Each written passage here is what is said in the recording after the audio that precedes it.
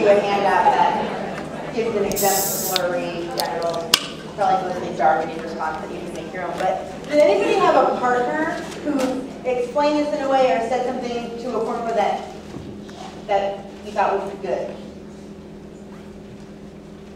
Alex. Well, hello. I'll stand. I thought it was really great that she started with saying, like, you know, we met with Atlanta Public Schools and we came up with this content together. And this assessment is really like, it's based on what students need. These are the areas that we find to be challenged, and we're using that and we're tailoring it to the students. Yeah, good. And I think a point that you said that I heard someone over here, I think maybe Monica say, is really making sure they understand, like, this is not like Chrissy Heine's ISAT. Like, in fact, please don't tell them that, just in case something goes wrong. But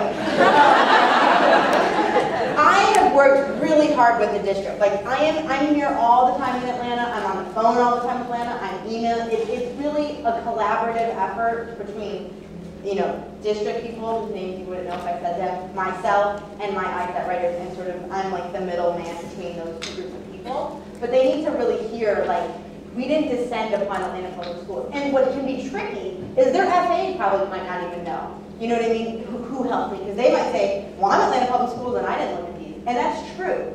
And so, you know, that's another sort of issue. We want to invest faculty advice to make sure they feel confident. And when they don't, we work with them and we make sure we fit in what they think needs to be taught because they have a lot of experience. But yes, Tanisha.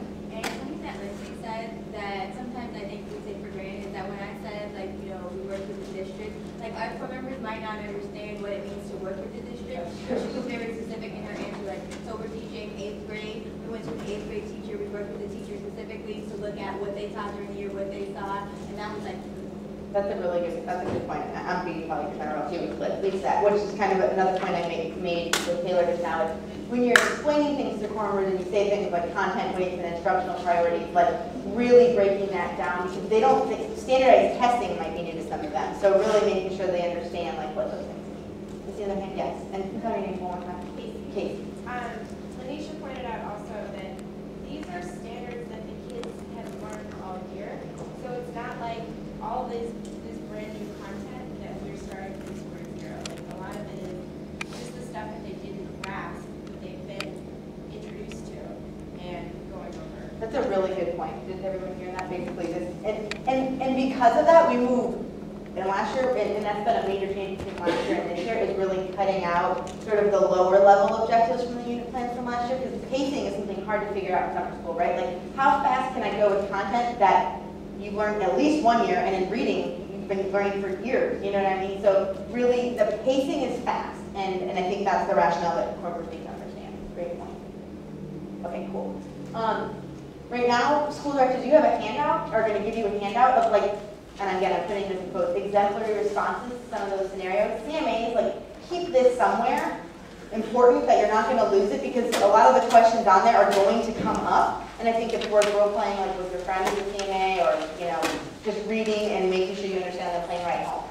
There's also handout 5 that's just kind of some open-ended questions just so that we can get a sense of where people are understanding this right now. So SB handout 4 and 5 you should pass out right now. And the rest of everybody should take about 5 minutes to fill out handout 5 to the best